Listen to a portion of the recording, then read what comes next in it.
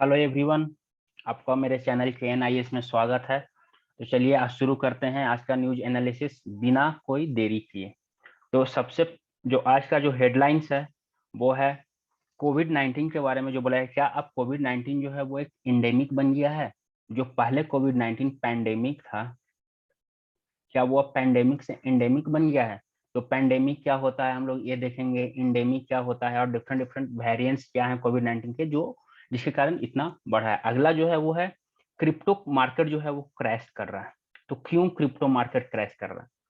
तो देखेंगे crypto currency क्या है, कौन कौन से कंट्री जो है वो इसको अलाउ किए हुए हैं क्रिप्टो करेंसी को, ये लीगल टेंडर कौन कौन से देश में है या नहीं है, ये भी हम लोग देखेंगे।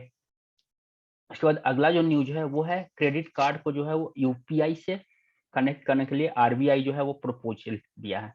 आरबीआई का प्रपोजल है, रिजर्व बैंक ऑफ इंडिया का प्रपोजल है कि हम लोग यूपीआई को क्रेडिट कार्ड से कनेक्ट करते हैं। यानी कि अभी यूपीआई का कनेक्शन जो है वो सिर्फ डेबिट कार्ड से है, डेबिट कार्ड से है, क्रेडिट कार्ड से नहीं है।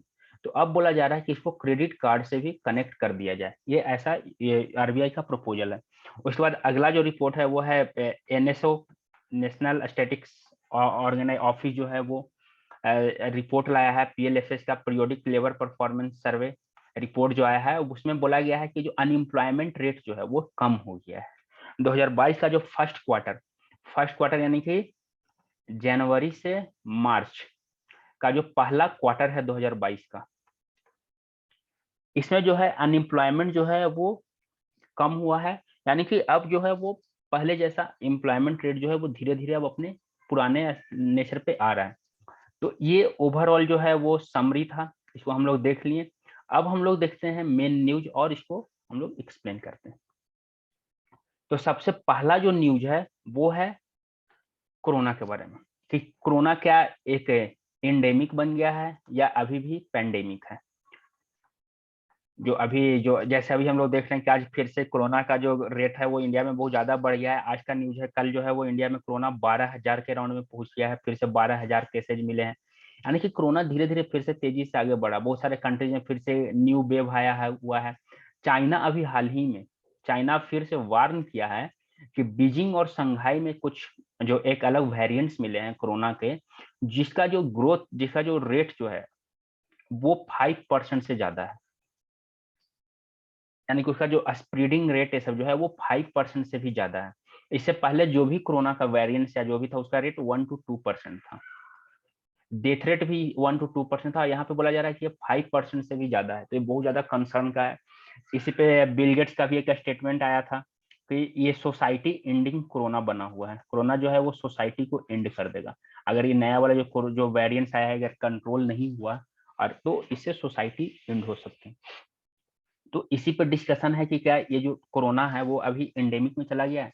तो अलग अलग फॉर्म होते हैं, जैसे पैंडेमिक होता है, पैंडेमिक होता है, उसके बाद एंडेमिक होता है और आउटब्रेक इपिडेमिक होता है, आउटब्रेक होता है और एंडेमिक होता है। सबसे पहला पोजीशन होता है एंडेमिक, उसी वही पोजीशन पे फिर से ये पहुंच रहा है। तो एंडेमिक का मतलब क्या होता है, जब डिजीज जो है वो कांस्टेंट लेवल पे रहता है और कोई एक सोसाइटी या कंट्री में रहता है, पूरे दुनिया में नहीं फैला रहता। जैसे अगर अभी हम देखें तो कोरोना जो है वो इंडिया में दिल्ली, मुंबई,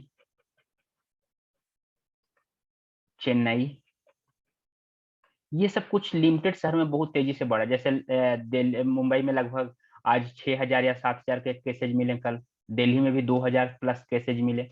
तो ये बढ़ रहा, तो ये एक पार्टिकुलर ज्योग्राफी में लिमिटेशन में होता है डिजीज, और उसी ज्योग्राफिकल एरिया में होता है, तो उसको हम लोग क्या बोलते हैं, उसको एंडेमिक बोला जाता है।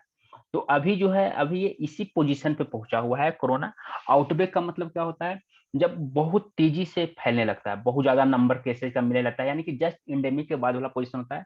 और ये जो है स्पेसिफिक एरिया से उसके पास वाले एरिया में बढ़े, जैसे सपोज करो बिहार में कोई डिजीज फैला हुआ है, तो ये बिहार में एंडेमिक था, उसके बाद ये क्या हो गया, आउटब्रेक हो गया। आउटब्रेक का मतलब ये बिहार से कहाँ तक फैल गया, यूपी, झारखंड, वेस्ट बंगाल, ये सब जो उसके जो नाइबर स्टेट्स हैं वहां पे भी ये बढ़ गया। और जो ज्योग्राफिकल कवरेज जो है वो इसका तेजी से फैलने लगता है। उसके जब वो बहुत तेजी से फैलने लगता है और उसको कंट्रोल करना नहीं होता और बहुत ज्यादा पीपल जो एक्सपेक्टेड से बहुत ज्यादा पीपल का केसेज मिलने लगता है, तो और ज्योग्राफिकल एरिया जो बहुत हो सकता है, एक कंट्री, 2 कंट्री, 4 कंट्री में फैल जाए, तो उसको बोला जाता है एपिडेमिक।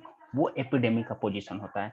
और जब एपिडेमिक जो है वो अपने और ज्यादा एक्सेस में पहुंच जाता है, पूरे वर्ल्ड में ज्योग्राफी कोई एक बाउंड्री अब नहीं रहता है, पूरे दुनिया में फैल जाता है, तो इसको हम लोग बोलते हैं पैंडेमिक। वो क्या होता है? वो पैंडेमिक होता है। तो कोरोना 2 साल तक पैंडेमिक रहा। अभी इसके बारे में कि ये अपने एंडेमिक पोजीशन में पहुंच गया, क्योंकि ये पूरे वर्ल्ड में उतना तेजी से फैला हुआ नहीं है, कुछ कुछ सिलेक्टेड कंट्रीज में है और कुछ सिलेक्टेड ज्योग्राफिकल लोकेशन में है, तो इसी कारण इसको बोला जा रहा है कि ये एंडेमिक है। कोरोना के डिफरेंट डिफरेंट वेरिएंट्स, जो अभी लेटेस्ट वेरिएंट्स जो हैं, वो क्या, कौन सा है? वो है ओमिक्रॉन। ये तेजी से फैल रहा है और ये बहुत सारे कंट्रीज में नवंबर 2021 में मिला है, और ये मल्टीपल कंट्रीज में एक साथ मिला था। उससे पहले जो वेरिएंट्स मिला था, डेल्टा वेरिएंट्स, जो इंडिया में बहुत तबाही मचाया, ये अक्टूबर 2020 में मिला था इंडिया में, और ये बहुत तेजी से फैल रहा था। इसका सिम्टम्स डिफरेंट था, ये वैक्सीन इफिशियंसी भी कम कर दे रहा था। उससे पहले गामा वेरिएंट्स ब्राजील में मिला, बीटा वेरिएंट जो था वो साउथ अफ्रीका में मिला, और अल्फा वेरिएंट जो था वो यूके में मिला। तो यानी कि अभी भी कोरोना का जो है, चाइनीज वायरस का अभी भी इम्पैक्ट कम नहीं हुआ है। ये जो चाइनीज वायरस है, इसका अभी भी इम्पैक्ट कम नहीं हुआ है, अभी भी फैल रहा है। हमें अभी भी सतर्क रहना है। लेकिन हाँ, ये चाइनीज वायरस अभी इंडिया में एंडेमिक पोजीशन पे पहुंच गया है। ये चाइनीज वायरस चाइना में बहुत अभी भी तबाही मचा रहा है, वहां भी बहुत सारा लॉकडाउन लगा हुआ है, लोगों को कम पूरे का पूरा शहर को बंद कर दिया जा रहा है। तो इसी कारण इस पे ये बोला जा रहा है, तो बोला है कि अभी ये मे बी इंडेमिक पोजीशन पे कुछ कुछ जगह पे पहुंचा हुआ है, और कहीं पे ये मे बी आउटब्रेक पोजीशन पे भी है।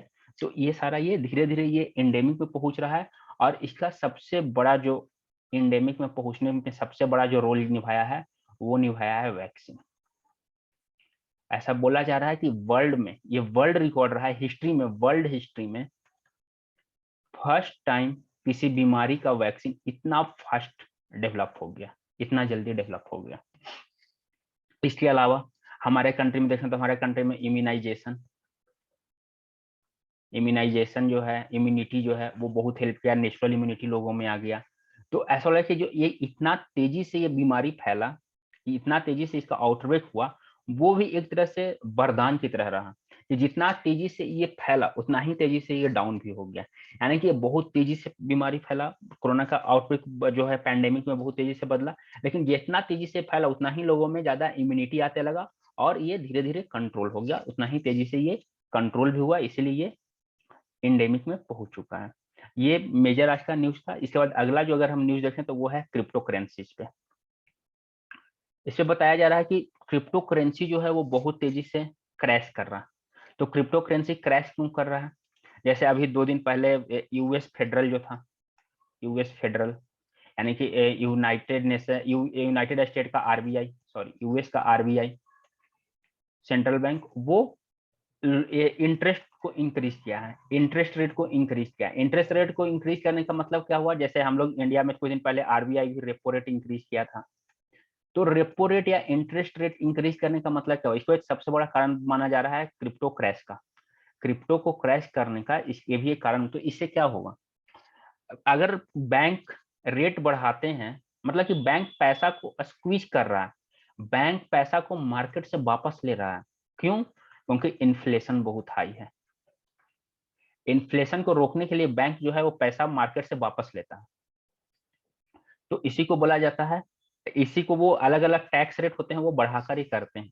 तो जब लोगों के पास पैसा नहीं रह रहा है, लोग पैसे को जो है वो बैंक वापस ले रहा है, लोग पास कम पैसा, तो एक क्रिप्टो को लोग नहीं खरीद रहे हैं या क्रिप्टो को बेच रहे हैं, क्रिप्टो का रेट जो है वो गिर रहा है, तो क्रिप्टो यहाँ पे भी क्रैश कर रहा है।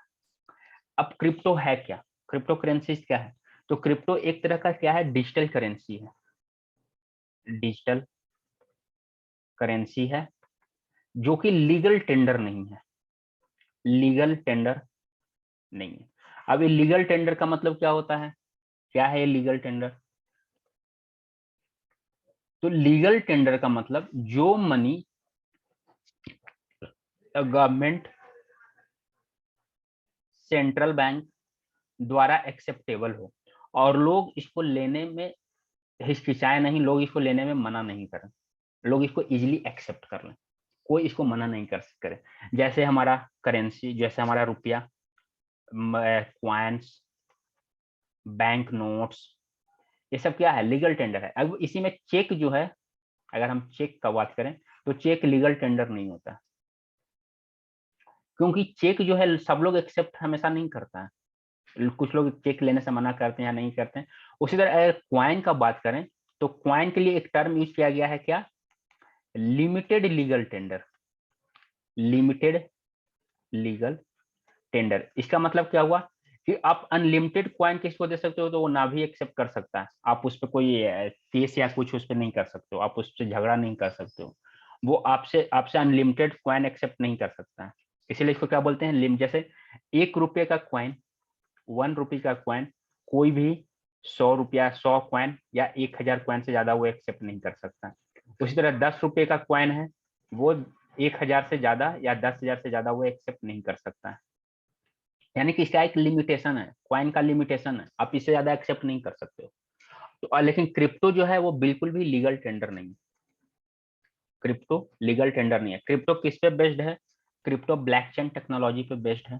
अब ये ब्लॉकचेन टेक्नोलॉजी क्या आता है, blockchain technology, sorry blockchain technology क्या होता है, ब्लॉकचेन टेक्नोलॉजी 2 पार्ट से बना हुआ है, एक ब्लॉक और दूसरा क्या है, चेन।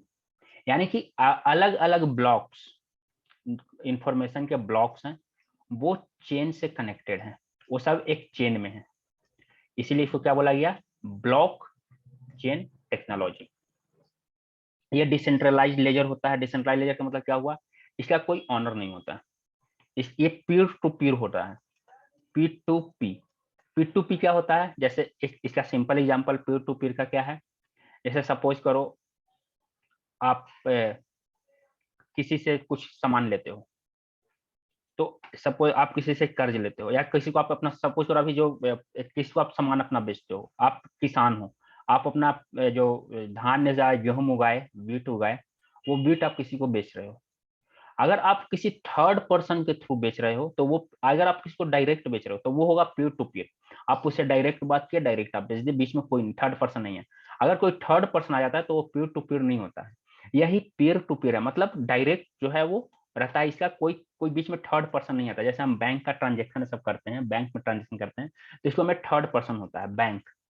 हम अगर जैसे मान लो कि हम पैसा दे रहे हैं, जैसे हम कोई सामान खरीदें, 100 रुपए का सामान खरीदें, अगर हम इसको ऑनलाइन पेमेंट या कार्ड पेमेंट करते हैं, तो हम उस वेंडर को डायरेक्ट पेमेंट नहीं कर रहे हैं, उस वेंडर को पेमेंट कौन कर रहा है, बैंक कर रहा है। हम बैंक को पैसा दे रहे हैं, यहाँ से ये फिर इधर पेमेंट हो रहा है। तो और ब्लॉकचेन टेक्नोलॉजी में क्या होता है, direct peer to peer payment होता है, इसमें कोई थर्ड पर्सन नहीं रहता है। तो यही इसमें क्या होता है, अगर कोई ट्रांजेक्शन का रिक्वेस्ट करता है, तो वो रिक्वेस्ट जो होता है वो ब्रॉडकास्ट होता है पीयर टू पीयर नेटवर्क में, कंप्यूटर में नोट्स के थ्रू, और वहाँ पे वो वैलिडेशन होता है उसका कि हाँ एक ट्रांजेक्शन करना चाहते हैं नहीं, जैसे वेरीफाइड हो जाएगा तो वो ट्रांजेक्शन जो है वो नया एक ब्लॉक क्रिएट कर देगा, और नया ब्लॉक जो है वो चेन में आ जाएगा, उस चेन में फिर से ऐड हो जाएगा बिल्कुल अलग तरह का, और वहां से ट्रांजेक्शन कंप्लीट हो जाएगा। तो ये बहुत ही सेफ एंड सिक्योर टेक्नोलॉजी है, इसको ब्रेक करना इतना आसान नहीं है, ये सेफ सिक्योर टेक्नोलॉजी है। तो ये इस पे होता है। अब हम लोग देखते हैं कि ये जो ब्लैक ब्लॉक टेक्नोलॉजी है और क्रिप्टो करेंसी है, सॉरी, ये जो क्रिप्टो करेंसी है, क्रिप्टो करेंसी पे सारे कंट्री का क्या स्टेटस है। तो क्रिप्टो करेंसी जो है उसमें सबसे पहले तो चाइना, रसिया इसको बैन कर दिए हैं। इंडिया जो है, इंडिया इसको लीगल नहीं माना है, और ऊपर से इस पे बहुत हैक्टिक टैक्स 30% का जीएसटी लगा दिया है, और इसको बहुत टफ रेगुलेशन में रखा है। इस बार के बजट में 30% टैक्स इस पे रखा गया है। उस तरह बहुत सारे कंट्री हैं जो इसको नहीं माने, सिर्फ एक कंट्री जो है, 2 कंट्री अभी तक इसको लीगल टेंडर माने हैं, लीगल टेंडर माने हैं 2 कंट्री। एक कंट्री है आपका सेंट्रल अफ्रीकन कंट्री, दूसरा है एक और कंट्री, आप नाम बताओ पहला कंट्री कौन है, फर्स्ट कंट्री कौन है, first country to accept crypto as a legal tender, ये क्वेश्चन रहा। वो कौन सा पहला कंट्री है जो इसको लीगल टेंडर के रूप में एक्सेप्ट किया है। इसी तरह वेनेजुएला जो है, वेनेजुएला अपना खुद का क्रिप्टो लाया है, वेनेजुएला अपना खुद का क्रिप्टो लाया है, वो पेट्रोमैक्स करके पेट्रोलियम इसको बेचने के लिए, तो वो कंट्री लाए हैं। इस तरह अगर जैसे अगर हम कोई अगर यहाँ पे पूछता है कि अभी हाल ही में आरबीआई जो है, आरबीआई डिजिटल करेंसी अनाउंस किया है, तो क्या ये डिजिटल करेंसी को हम क्रिप्टो करेंसी बोल सकते हैं? तो नहीं, ये डिजिटल करेंसी बिल्कुल अलग है, ये आरबीआई द्वारा रेगुलेटेड है, ये हमारा पैसा जो है वो डिजिटल में शो करेगा।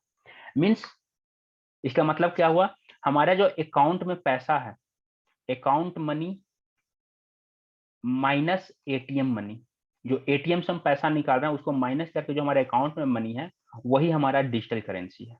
वो हम डिजिटली किसी को दे सकते हैं, वो हम निकाल नहीं सकते हैं, उसको हम कैश नहीं रख सकते, वो हमारे अकाउंट का पैसा है, वो बिल्कुल अलग डिजिटल, वो क्रिप्टो करेंसी में नहीं आता है। ये दोनों में मेजर डिफरेंस है। तो कंट्री जो है वो क्रिप्टो को क्यों नहीं लीगल टेंडर दे रहे हैं, क्रिप्टो को क्यों नहीं एक्सेप्ट कर रहे हैं? क्योंकि क्रिप्टो जो है वो वोलेटाइल है, वोलेटाइल है, इसका कोई कंट्रोल नहीं है। ऊपर से इसका ओरिजिन कहाँ से आ रहा है, कहाँ जा रहा है, इसका कोई कंट्रोल नहीं है। कोई भी अपना पैसा सब जो ब्लैक मनी है, ब्लैक मनी को वाइट कर सकता है। जैसे सपोज करो कोई क्रिप्टो खरीद लिया और फिर उसको से वो गलत काम कर रहा है, टेररिस्ट सबको फाइनेंस कर रहा है, तो बहुत सारा इशू हो जाएगा, क्योंकि इसका कोई कंट्रोल नहीं है। ये पीयर टू पीयर होता है, पीयर टू पी होता है, इस पे कोई किसी को कंट्रोल नहीं होता है। इसका पॉजिटिव क्या है, ये फास्ट है और चीप है, सस्ता है, आगे काम में भी आ सकता है। इसमें आप इजीली इन्वेस्टमेंट कर सकते हो, अपने पैसे का इन्वेस्टमेंट इजीली कर सकते हो, और ये आपको प्रॉफिट भी देता है, हमेशा आपको प्रॉफिट दे सकता है। ये इन्फ्लेशन से ज्यादा इम्पैक्ट नहीं होता है, ये एंटी इन्फ्लेशन है, तो ये सब इसका पॉजिटिव है। लेकिन गवर्नमेंट जो है, सारे गवर्नमेंट, इवन की आईएमएफ इंटरनेशनल मॉनेटरी फंड और वर्ल्ड बैंक, ये दोनों भी सारे कंट्री को बोला है कि आप क्रिप्टो को मान्यता देने से पहले एक बार 10 सोचना जरूर। ये खुद जो पहला कंट्री जो क्रिप्टो को लीगल टेंडर किया है, उससे भी ये रिक्वेस्ट किए थे कि आप कंप्लीटली इसको अलाउ मत कर दो, लिमिटेड नंबर में अलाउ करो, लिमिटेड अमाउंट में इसको अलाउ करो, कंप्लीट अलाउ मत करो, ये उससे रिक्वेस्ट किए थे, क्योंकि इसका कोई कंट्रोल नहीं है, कोई इसको देख नहीं रहा है, तो इस सब कारण ऐसा इशू हो रहा है। इसके बाद अगला जो न्यूज है हमारा, अगला न्यूज जो है वो आरबीआई चाह रहा है, आरबीआई क्या है, आरबीआई बोला है कि हम क्रेडिट कार्ड को यूपीआई से कनेक्ट करेंगे, यूनिफाइड पेमेंट इंटरफेस से कनेक्ट करेंगे। अब यूपीआई है क्या, यूपीआई कब आया है? यूपीआई जो है वो 2016 में कंप्लीटली लाया गया है, 2016 में। इसमें क्या होता है, यूपीआई का मतलब क्या है, यूपीआई में क्या होता है, transfer of money between any two banks account by using a smartphone. कोई दो बैंक अकाउंट में मनी का ट्रांसफर, मान लो कि एक हम है, हम के ये अगर ए बी शॉप पर है, हमको यहाँ से कुछ सामान खरीदे, तो हम बिना कार्ड यूज किए अपना पैसा अपने अकाउंट से इसके अकाउंट में ट्रांसफर कर रहे हैं, कैसे, स्मार्टफोन के यूज से। तो यही है आपका यूपीआई।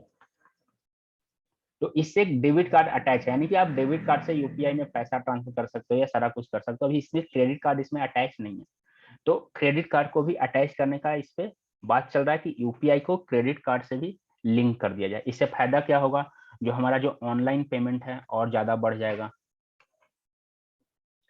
एमडीआर जो है, एमडीआर लोगों को कम देना पड़ेगा, तो इससे लोग और ज्यादा ऑनलाइन पेमेंट पे आएंगे, छोटे स्मॉल पेमेंट्स और ज्यादा ऑनलाइन होने लगेगा। तो ये सब इशू है, होता है। अब एनपीसीआई क्या है, एनपीसीआई कब बना था, इसको ये एनपीसीआई क्या है, national payment corporation of India. ये बना कब है, ये 2007 में बना है। और ये इसके कौन कौन है रेगुलेटर, आरबीआई और प्लस इंडियन बैंक एसोसिएशन के ये ज्वाइंट वेंचर है। आईबीए, आरबीआई प्लस आईबीए का ये ज्वाइंट वेंचर है। एनपीसीआई, ये नॉट फॉर प्रॉफिट कंपनी है। Not for profit company means A company profit के लिए नहीं बना है। और एनपीसीआई में क्या है, ये क्या है, जितने जो ऑनलाइन ट्रांजेक्शन है सब हैं, वो सबको ये रेगुलेट करता है। ये सबके रेगुलेटर जो है वो रेगुलेटर यही है। सारे जो ऑनलाइन पेमेंट जो होंगे वो सबका रेगुलेटरी कौन करेगा, रेगुलेट कौन करेगा, NPCI, national payment corporation of India. ठीक है। अब तीसरा एक इसमें क्या है, एमडीआर।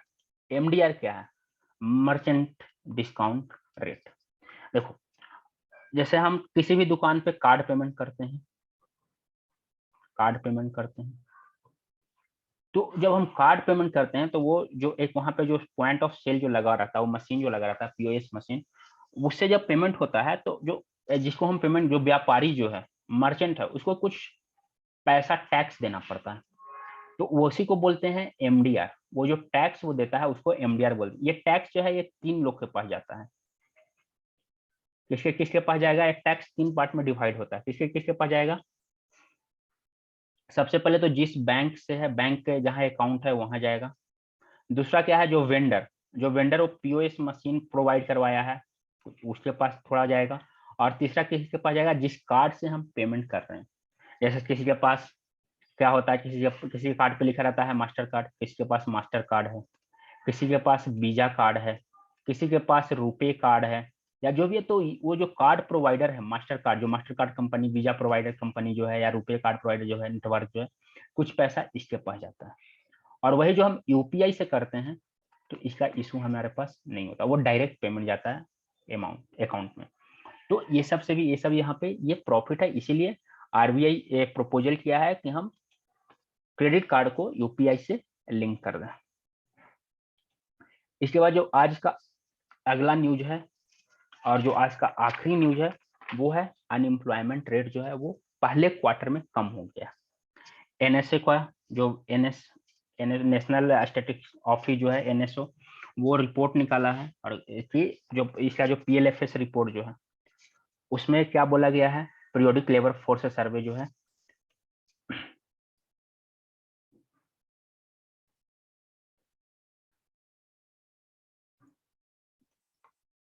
पीएलएफएस में, कि जो अनएम्प्लॉयमेंट रेट जो है वो डिप हुआ है। कितना, जनवरी, अगर हम जनवरी 2022 में देखें तो 8.2% है।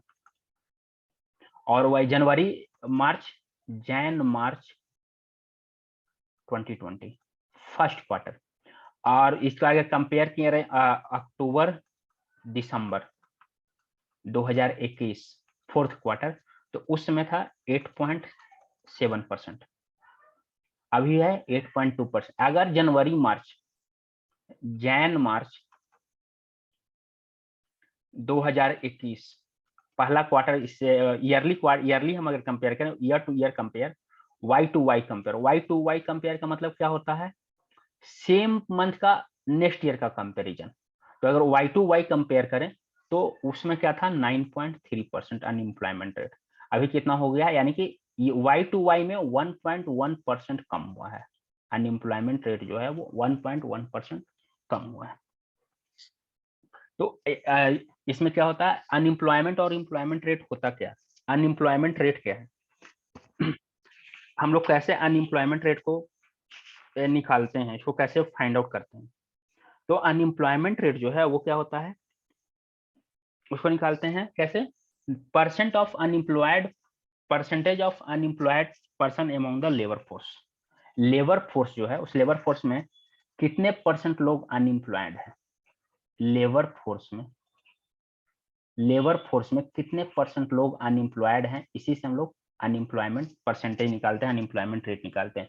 और कितना परसेंट लोग लेबर फोर्स में एम्प्लॉयड हैं, वो एम्प्लॉयमेंट रेट होता है। तो ये निकलता कैसे है, सपोज करो टोटल पॉपुलेशन, ठीक है, ये टोटल पॉपुलेशन है, इसको 2 पार्ट में डिवाइड किया जाएगा। एक जो है विलिंग टू वर्क, लोग काम करना चाहते हैं, नौकरी चाहते हैं। एक जो है वो नॉट विलिंग टू वर्क, काम नहीं करना चाहता, उसको काम करना पसंद नहीं है।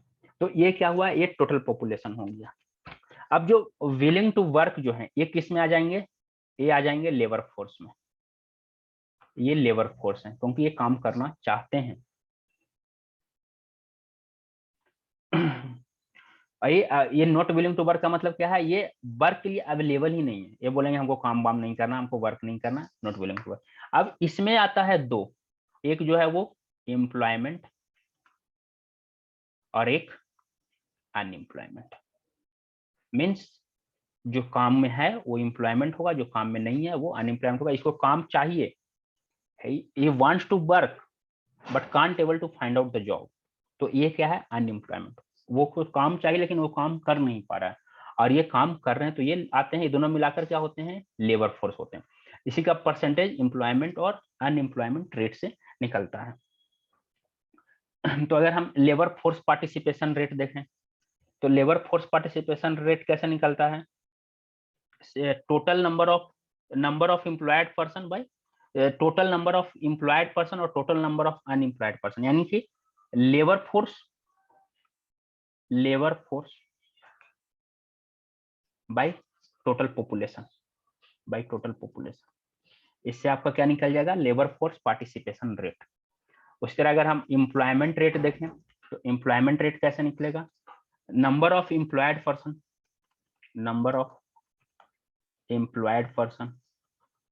बाय टोटल पॉपुलेशन,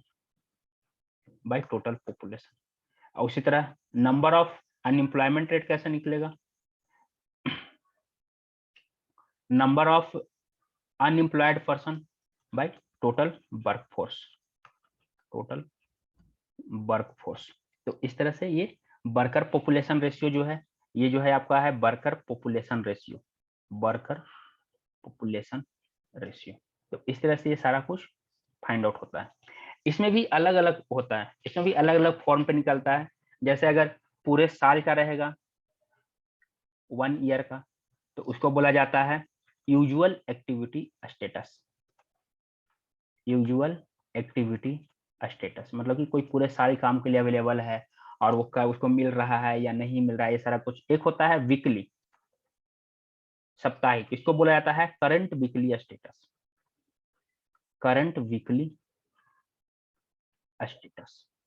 और एक होता है डेली का देखा जाता है करंट डेली स्टेटस।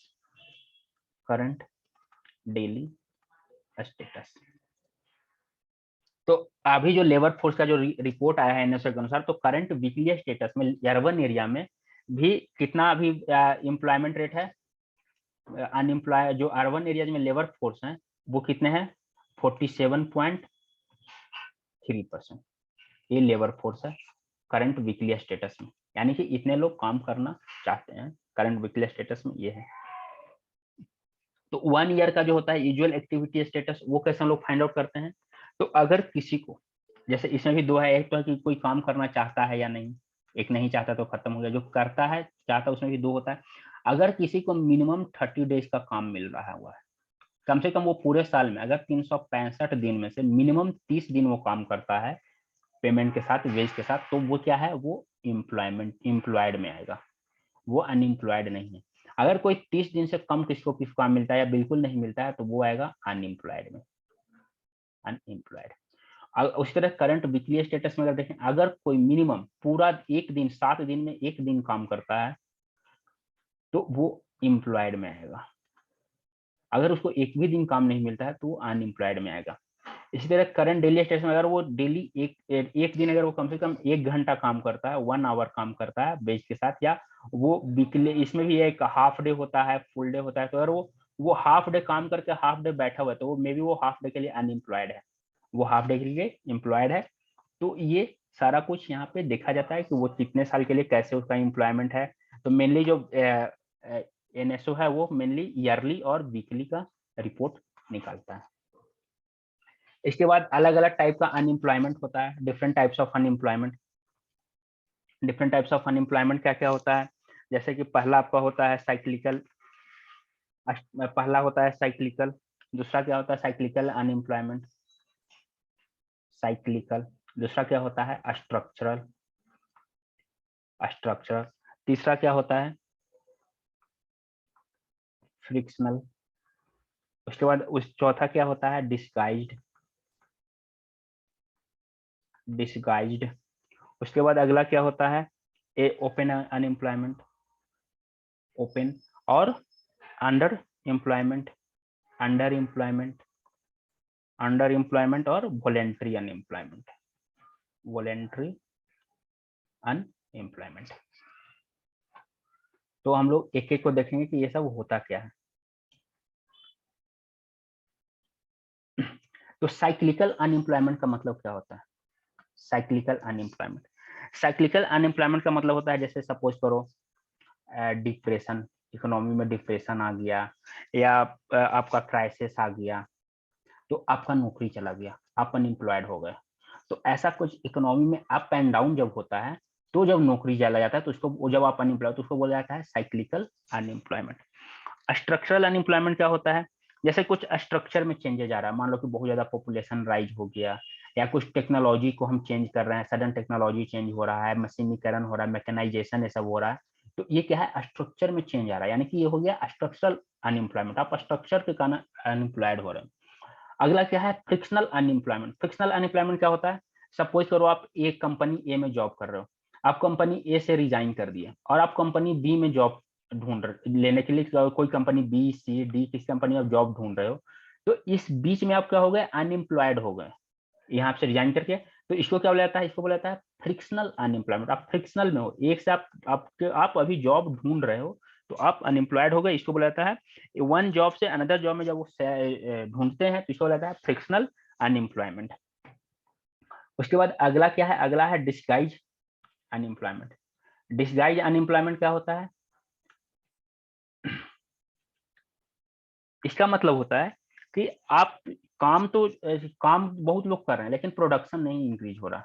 यानी कि सपोज करो प्रोडक्शन पहले मान लो कि 5 लेबर था और प्रोडक्शन था 8 आइटम्स का, अभी आ गया है 8 लेबर, लेकिन प्रोडक्शन मात्र 7, मान लो 9 आइटम्स का ही हो रहा है।